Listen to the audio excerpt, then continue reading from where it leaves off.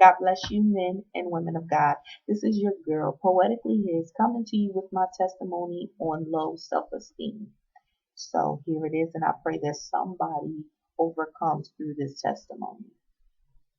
It all started off when I was around the age of 8 or 9, and I started to feel changes within my body. I felt that I wasn't pretty. I felt like um, I wasn't small enough. I was always a very big girl. So for me, I was never that skinny girl. I was never that girl that was the top notch of the class that was super pretty. I was always one that was basically the bully, the class clown, or the one always in the back that's quiet. Always been that way. And I've always gotten bullied. So I feel like bullying people was better. But anywho, as time went on, I started getting worse and worse. I'm feeling worse about myself constantly every day. I stopped caring about how I looked, how I dressed. It was horrible. It showed visibly how I didn't care about myself. And then it got to a point where I was sick of people judging my exterior and I wanted people to get to know my interior, but I felt like my interior wasn't good enough. So I had to embellish on a lot. And I realized that at that moment in my mind at that time, it was best to make up this person so people would like me for me and not what I look like. Time went on and I was lying like everything. Everything you can think of, I lied about. I lied about whatever would make me look like I'm a saint, I'm this great person. So people would start to like me and cling to me because of my fake persona and not because of what I looked like. As time went on, I started lying so much that I couldn't even keep up with my lies. I lied so much about so many things that honestly, I started to believe what I was saying. I started to believe that this was who I truly was when everybody knew this who I wasn't. And after time went on in high school, I started to lose a lot of friends because a lot of them wasn't digging the lying thing, and I don't blame them. I didn't like it.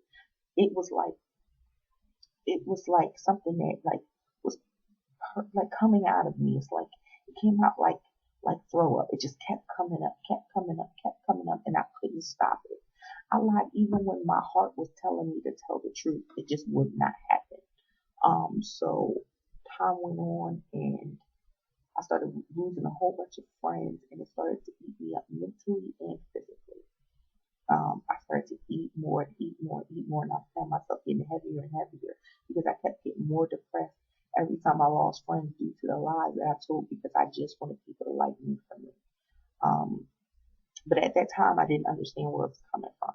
So as time went on, I went to college, and when I got to college, I was drinking everything, I was smoking everything, and I was in every type of drama baby daddy boo issues you could think of. I was in them. Um, and I started to cling to these guys that I know didn't want me, but I just wanted them to show some type of affection to me, even if it required me to use my body to get the affection I wanted. So I kept eating at it and eating at it, and it kept eating at me and eating at me, and it finally won. The depression, the low self-esteem ate at me and won. I felt like finally I had lost everything. My mind was boggled. It was crazy. On top of the lies and everything I had told before, and this new person that I was trying to become, um, it cracked on me. It was a snowball effect. It hit me right back. And I began to lose everything in my mind. And I got so overwhelmed one night that I just couldn't stand the sight of myself. I hated the way I looked.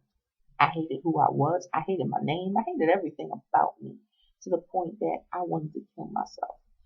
I had got this humongous bottle of alcohol. Don't know where it came from, but I got this humongous bottle of 80 proof alcohol out of my refrigerator at college. And I downed it. I gulped it. And I took 26 ibuprofen pills straight to the head to just erase and numb the pain. I was ready to go. I was ready to clock out. I was sick of all the stuff I was going through. I was sick of living in this body. I was sick of looking the way I did. I hated decided that nobody loved me, nobody wanted me, nobody appreciated me. And it got to a point that it all began to kill me. After I took the pills and drank the alcohol, I fell on the floor like my body collapsed. I felt like I was going to die that day. Honestly, I knew that day was my last day. I was shaking. My mind was all over the place. My body began to do its own thing without my permission. Like I was shaking, this felt like seizure like, and it was getting bad. And while I couldn't say it out my mouth, I said it in my head. God, please just bring me out. I can't take this pain. If you take this pain away from me, God, I will give my life back to you. I will cherish you. I will love you. I will do whatever you need me to do. But God, just please renew me. Take it away. Let me love myself. I'm sick of hating myself. And finally, God had thought enough about me to renew me, to restore me. That pain in my body that I felt when I was going through it at that moment flushed away. The pain in my heart had flushed away. The racing mind thoughts began to rush away. And as I was on my way to the crisis center at my near my college, and I was in there, she said, Ashley, you should have never lived. You should have never made it. If you had laid on that floor for 5 more minutes, you would have been dead.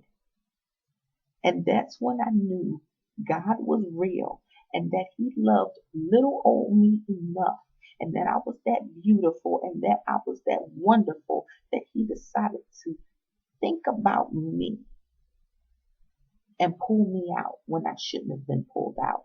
And from that day forward, I decided to give my life to Christ and walk the way I had to. I had to learn that Ashley is beautiful, no matter what people think, say, or cultivate about me. I am a beautiful woman, and that I'm going to be okay.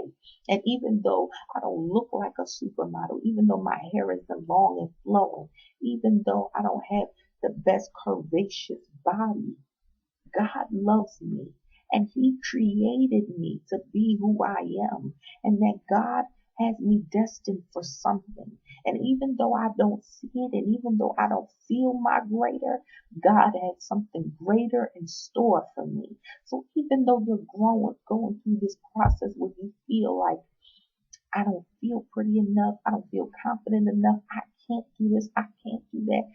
Every time you're doubting yourself, God is giving you the strength to get through it. The enemy wants to take you out, but God has greater for you. So even though you don't feel like you belong or feel like you're pretty, you are beautiful. You are beautiful. No matter what man says, no matter what society says, you are beautiful. You are fearfully and wonderfully made.